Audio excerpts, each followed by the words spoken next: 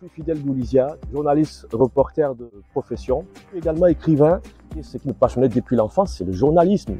Moi, j'étais très fan de reportages à la télévision, à la radio, dans les journaux. Donc, j'ai commencé d'abord en tant qu'animateur.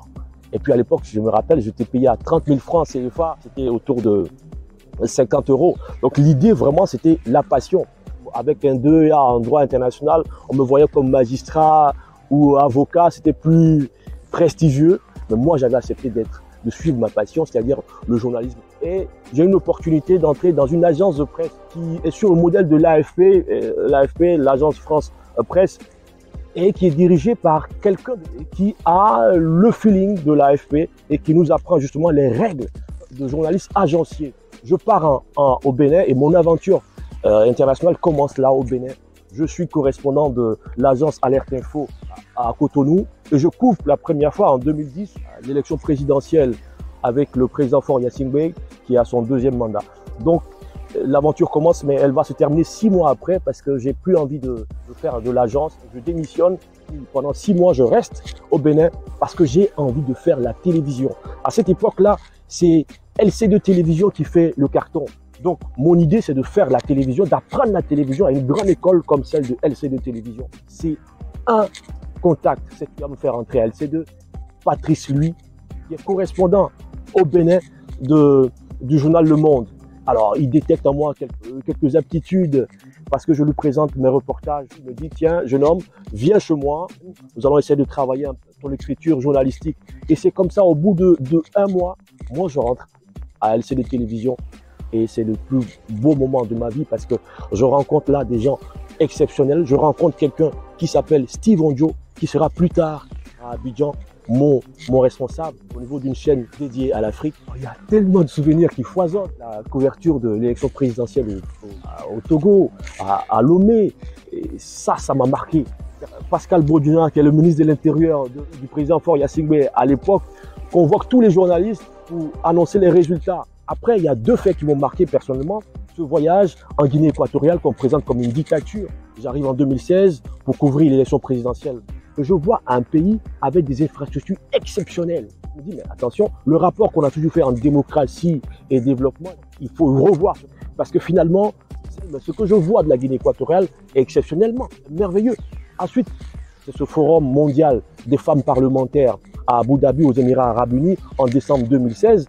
Je me rends compte que finalement, c'est une civilisation hors pair, qui n'a rien à envier aux civilisations occidentales et qui fait justement sa mue culturelle parce que c'est la première fois qu'une femme dirige un parlement dans un monde arabe. Et puis, mon reportage à 60 km de Bamako pour voir un village électrifié à l'hydrogène naturel. Il faut qu'on voit ce reportage. On découvre de façon fortuite l'hydrogène naturel, on l'exploite de façon industrielle, d'abord artisanale pour électrifier un village et la vie des villageois change. Et c'est un reportage qui m'a marqué puisque d'ailleurs ce reportage a été primé à Casablanca par la Fondation Mohamed VI pour la protection de l'environnement. Et puis sur le plan professionnel, il y a ces grands souvenirs comme par exemple être chef d'édition d'un journal télévisé et savoir que c'est votre texte qui est lu sur un journal télévisé d'une chaîne d'audience comme LC2 Télévision, pour moi, c'était une satisfaction morale. La difficulté dans ce métier, d'abord en Afrique, c'était que le modèle économique des médias africains, il est mal défini. Et même quand il est défini, il n'est pas viable. De telle sorte qu'il y a eu de très grands projets panafricains qui, au bout de 10 ans, se sont effrités. Je ne donnerai pas d'exemple, mais c'est la réalité. Et ça fait que le journaliste lui-même vit dans une sorte de précarité. Un journaliste qui ne peut pas se suffire financièrement est la proie de la corruption. Ce qui m'a marqué aussi, c'est le fait que nos médias africains ne sont pas respectés.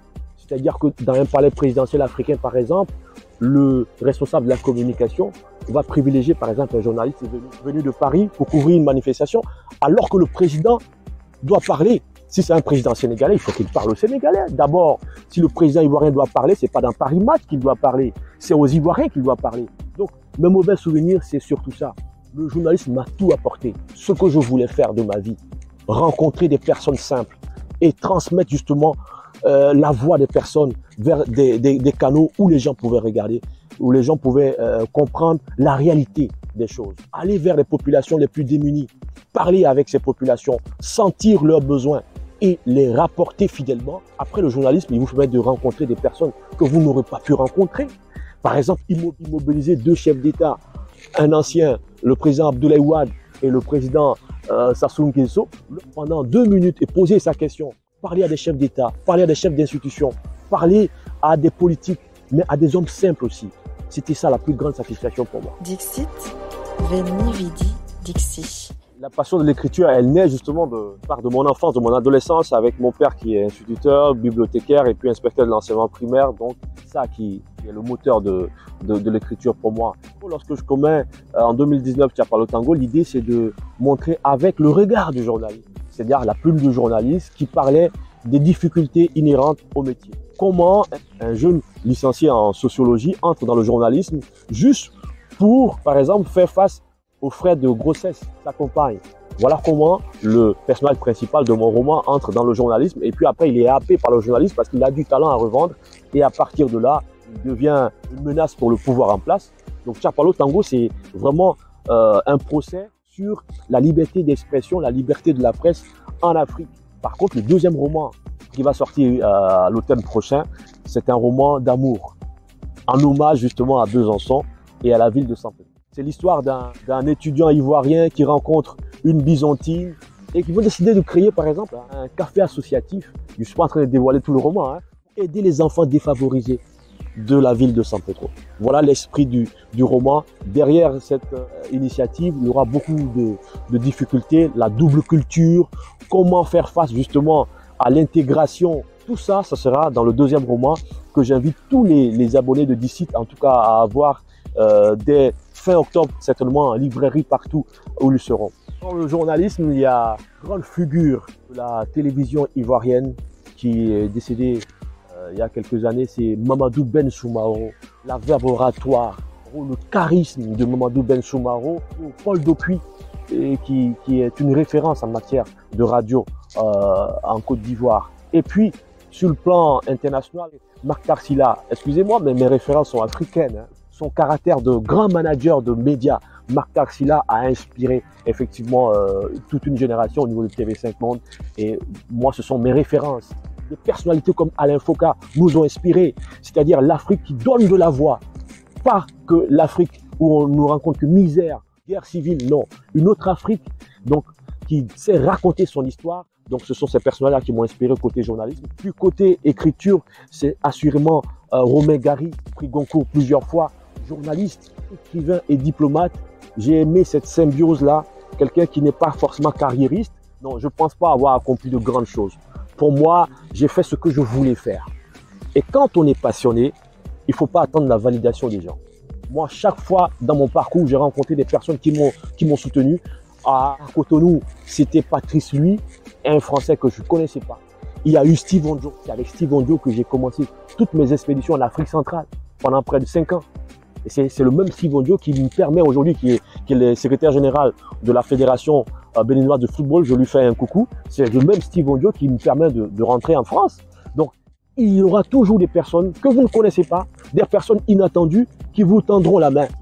Ne pensez pas que c'est les personnes que vous avez cooptées dans votre esprit qui seront là pour vous booster dans votre parcours. Non, pas du tout. Et en termes de parcours, il faut toujours se mettre en cause. Moi, je n'avais pas envie de finir journaliste. Aujourd'hui, j'ai une carrière que je veux. J'aime pas tellement le mot carrière parce que pour moi, le carriérisme, ça tue le talent. C'est de travailler à avoir une capacité à travailler, par exemple, dans les organisations internationales. En fait, c'est une autre phase. À tous les abonnés de Dixit, je voudrais simplement vous dire, battez-vous pour vos rêves. Personne n'accomplira votre rêve à votre place. Ne baissez surtout pas les bras. N'attendez personne. N'attendez aucune validation. Suivez vos rêves parce qu'au bout de votre rêve, il y a toujours un trophée, celui d'avoir la paix du cœur de ce qu'on a accompli par soi-même et pour soi. Dixit, veni vidi, dixi. Je suis venu, j'ai vu, je te raconte. N'oublie pas de t'abonner pour ne pas rater nos prochaines interviews.